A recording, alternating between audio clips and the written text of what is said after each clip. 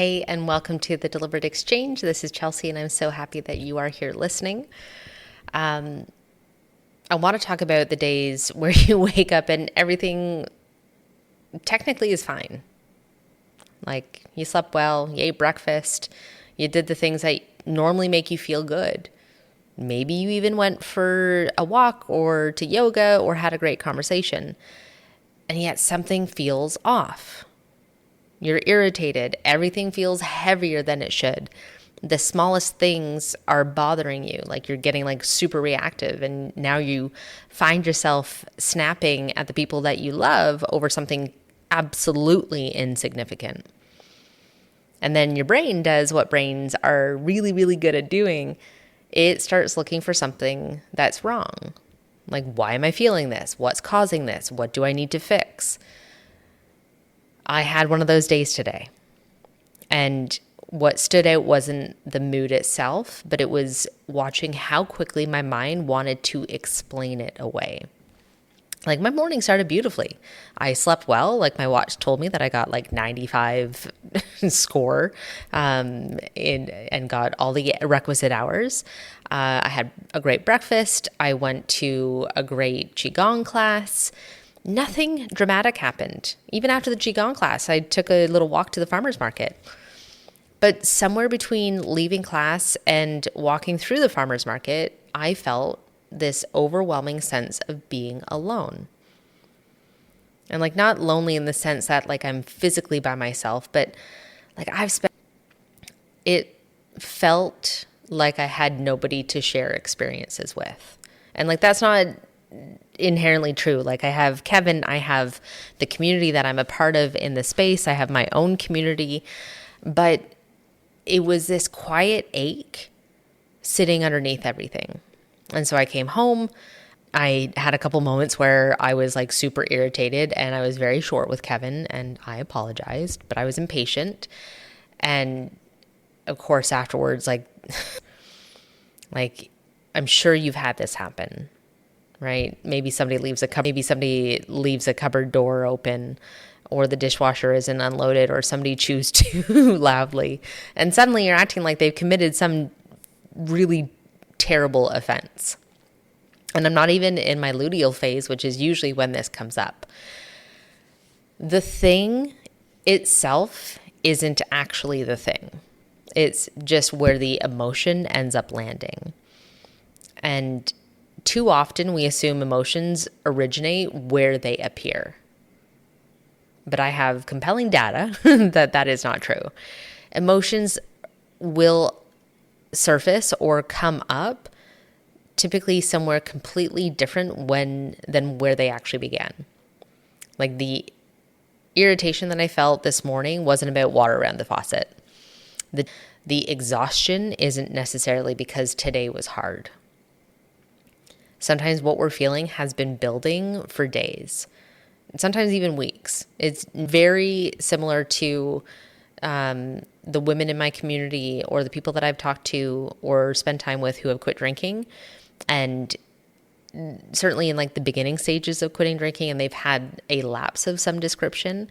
And the lapse doesn't start the moment that they've had the drink. It happens way before that.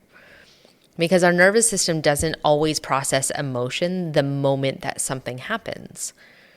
What happens is it stores it and it waits until we're finally safe enough to feel it. And then it comes out over water around the sink. Now, as the day went on, I caught myself doing what I think a lot of us do, is trying to diagnose the feeling. What's wrong? What am I missing? What do I need to solve?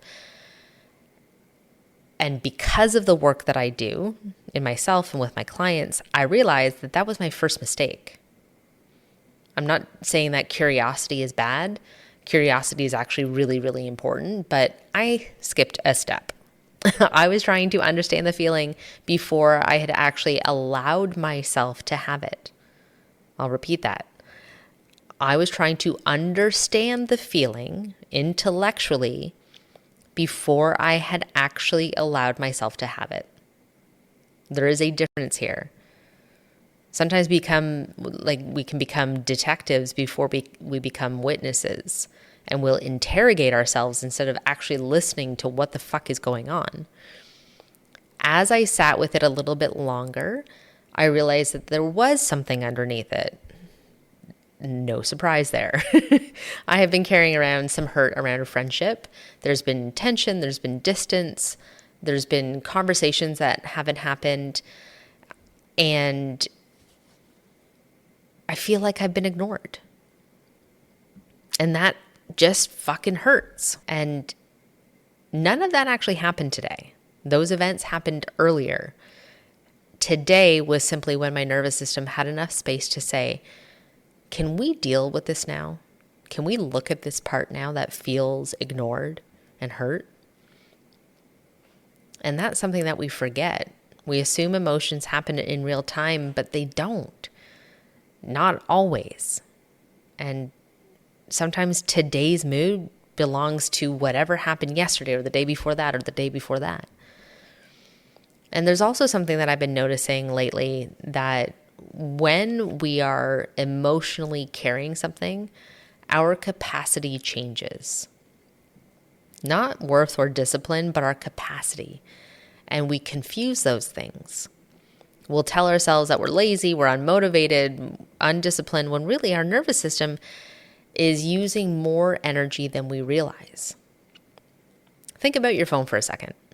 If you have 20 apps open in the background, your battery drains faster. And full permission to go and close some of those apps that are running in the background. The phone isn't broken. It is just working harder than it typically does.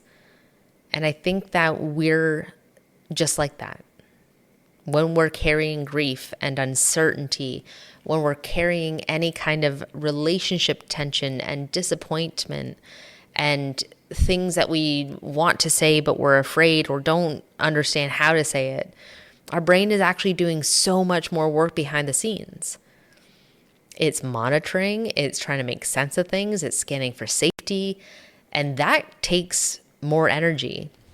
It's also curious because I'm reading this book called Secure by Amir Levine, and it talks about how when we're about to exercise, our body helps us adapt to that and to increase blood flow to perform better. Same thing with our digestion, but our brain actually doesn't get any additional capacity. It stays static because it's locked inside of our skull. And what that means is that there's simply less available energy for patience and decision making, motivation, and emotional flexibility. There's just less bandwidth.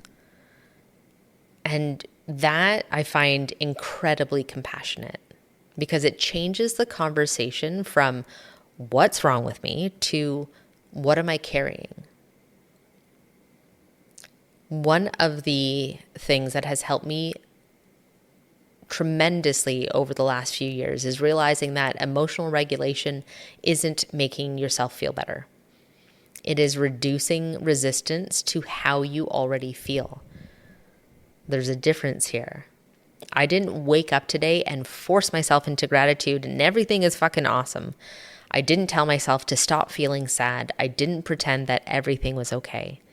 Instead, I started looking for ways to support myself without demanding that I became somebody different who didn't feel those harder emotions.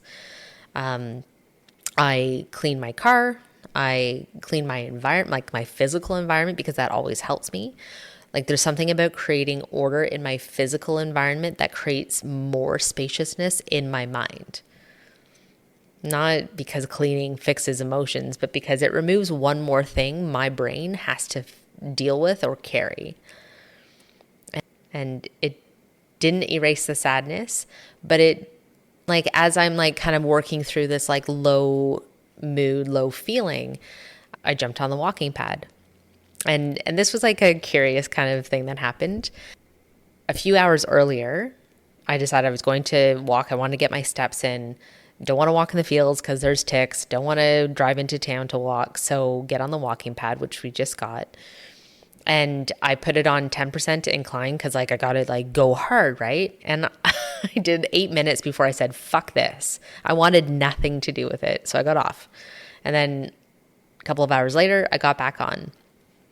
This time, I lowered the incline to 5%, and immediately I felt the shift. And I realized how often we expect ourselves to operate at the same capacity all of the time. We assume that every day should require the same version of us, but that's not how we work. Some days we have more to give. Some days we're carrying more. Adjusting the incline, like as seemingly innocuous as that is, wasn't giving up. It was responding to what my reality was. I still moved. I just changed the demand to match my capacity. And it makes me wonder how many areas of our lives would feel different if we stopped asking ourselves to cooperate at 10% incline every single day. Like, what if strength isn't always pushing harder? What if sometimes strength is knowing when to lower the incline so that you can keep moving? As I was walking on the walking pad at 5% incline, I did what I normally do and talk into my phone to the voice notes. One of my favorite ways to journal or to get like energy moving in like my emotions and in my thoughts. But I could actually feel my thoughts beginning to organize and clear themselves. Like, nothing has inherently changed. The friendship still has a conversation or two to be had. I didn't have a magical breakthrough. I was able to see some patterning that I now get an opportunity to explore differently. But like, I felt different. The problem not solved, but I stopped fighting the feeling. And there is something incredibly powerful about giving your emotions somewhere to go and being resourced enough to actually do it. Sometimes that's journaling, sometimes it's breath work, sometimes it's walking, sometimes it's talking into a voice note to just get it out of you. And those things don't make difficult emotions disappear, but they certainly stop them from becoming trapped. The other thing that I noticed today as I was kind of like going through this like mood, and like this is all in a span of 5 hours, by the way. But what I noticed was gratitude, like real deep, genuine gratitude. I found myself thinking about the women in the mentorship program that I'm in the space with my mentors, Claire and Tay, part of the mothership. And so many of them, actually, in fact, all of them except for Claire, are people that I've never met in person. And yet they've changed my life. They don't rescue me, but they keep reminding me that growth happens in community, that we don't actually have to figure this out all alone. And I'm so grateful for the tools that I've collected over the years, the breath work, the reflection, the walking, the curiosity, the learning, the unlearning, the community. None of those things stop me from having a hard day, but they absolutely change how I move through one. And that's the point. The goal isn't to eliminate difficult days and emotions, but to become someone who knows how to meet them. Someone who doesn't automatically or immediately assume that something is wrong. Someone who understands that today's irritation actually probably belongs like yesterday or the week before. And somebody who adjusts the incline instead of criticizing themselves for struggling. Someone who dares to ask themselves, what do I need today? Instead of like, what the fuck is wrong with me? Because maybe, just maybe, nothing is wrong with you. Maybe your nervous system is simply asking for a little more gentleness today. And sometimes that's enough. And I hope that this episode has resonated with you. If you are walking through a hard time, if you wake up some days and you're like, what the fuck is wrong with me? There's nothing, I should be so grateful. I hope that this particular episode lands with you. And if you have any questions about the work that I do and how I can help you be resourced enough to kind of get you through your own bad days and whatever you're walking through, send me a message. Share this episode if you think somebody needs to listen to it or needs to hear it. And thank you so much for listening. In the meantime, breathe it in, be deliberate, and please be good to yourself.